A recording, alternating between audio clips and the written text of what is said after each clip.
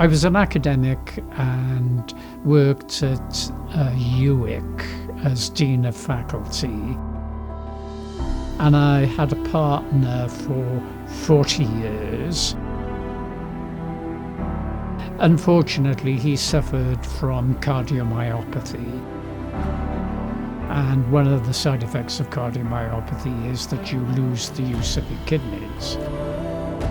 So I retired and trained to do the dialysis. It lasted for nearly 3.5 years. John passed away, and after 40 years, it is tremendous loss. I just felt there was nothing any longer. And I really didn't know what to do with myself. It was my next door neighbour. I said, "Michael, why don't you come to the gym with me?" I'd never been in a gym in my life. So I went to the gym at Leckwith. Anyway, this guy walked past. It turned out to be Andrew. And I said to him, "Oh, excuse me, I'd like to do a couple of weeks training." And he sort of looked at me, and that sort of look, because I would have been 70, 71. After the first 12 weeks was up, I did another 12 weeks. And then I did another 12 weeks. I really enjoyed it. Michael was my second ever personal training client once I moved to Cardiff. During that time, that's when I opened up Dragon CrossFit. I just said to him, "I've opened up my own place, would you like to come?" And I guess it embodies Michael when he just said, "Yeah, I'll give it a go."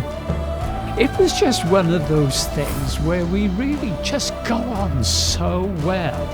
And really, other than my partnership, it's one of the best friendships I've ever had. He's been a bit of a role model in terms of what is possible through just his sheer determination, his consistency to training, and his willingness to try new things. And what we've seen over the last decade is basically that you can start training at any age and make some big changes. It's given me a completely different sort of life.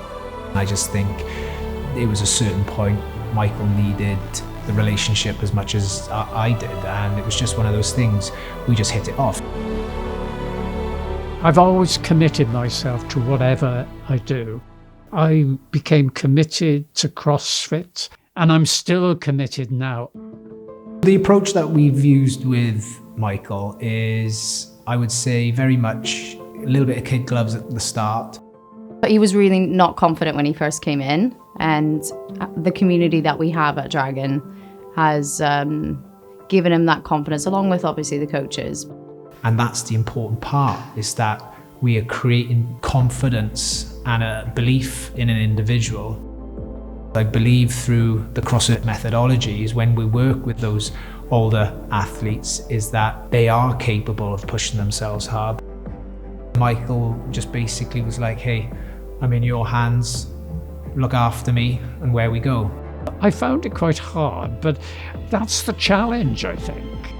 The movements and the exercises that we do inside the gym are there to enhance life outside the gym. So anything we do inside the gym, it will play a big role outside. So he, like, to and from the car, carrying his groceries, up and down the stairs. We do exercises in the gym which would be like a walking lunge. We don't necessarily start there, but Michael's had the capacity to do that, but it might be just a step up and down, might be working through that full range of motion squats. The exercises which we do here enhance what he does outside. He's in the gym 3 times a week, once with me, once with my wife Angie, and then he comes in once a week with the goals class, which is our senior populations class. In fact, we built the goals class around Michael, really. We take the main class that we do throughout the day for just the regular members and adapt it to the needs of the goals in front of us. We're conscious of what they do in the class. We try not to deviate from the program too much, but adjust where needed and scale where needed. And it's nice that they all sit and have a cup of coffee for an hour or two after. I always find in a class You don't really think of yourself as competitive, but you do become competitive. The benefits that they are going to get from it are so much greater compared to everyone else, just because they're in later stages of life, and if I can keep them doing the things that they love, that are going to keep them feeling fulfilled and having purpose in their life, then that's a really special thing. I so enjoy it. But the other thing, there's a tremendous family atmosphere there. It's very much a family unit. There's very little in terms of crossover other than your family, where you might get to experience the views or thoughts of someone who's older than you. And then likewise at the same time, someone who's a little bit younger than you. And I think that the gym has enabled that. So much so that, you know, as I said, he's become an integrated part of the family as well. Michael is a step-in grandfather for my children on my side of the family. They know him as Grandad Michael, and they have that really close relationship with him. He's with us every Christmas, any holiday, any birthday. I've been enormously lucky. I'm privileged to have a family like that, so close to me. Andrew and Angie and the girls, they're everything. There's nothing I wouldn't do for them. And it's now almost 15 years. I just love them to bits. There's this weird perception, isn't there, that once you're older, you kind of don't really matter anymore. It's so important that you have people similar to your age and younger than you that you can still connect with to feel that you're part of something.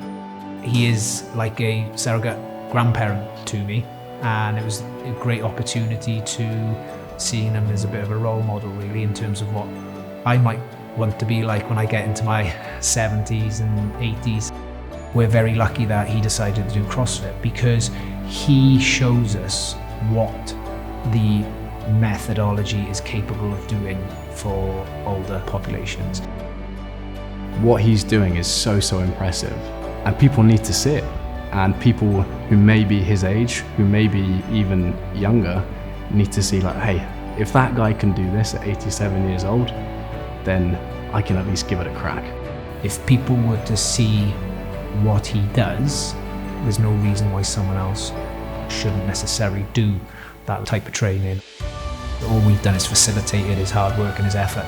He is the individual who has wanted to be consistent, who's wanted to work on his health, who's wanted to enjoy the latter years of his life. Nothing will stop me. I do have that in my nature. Remember my father saying to me, Michael, always remember one thing, shit or bust.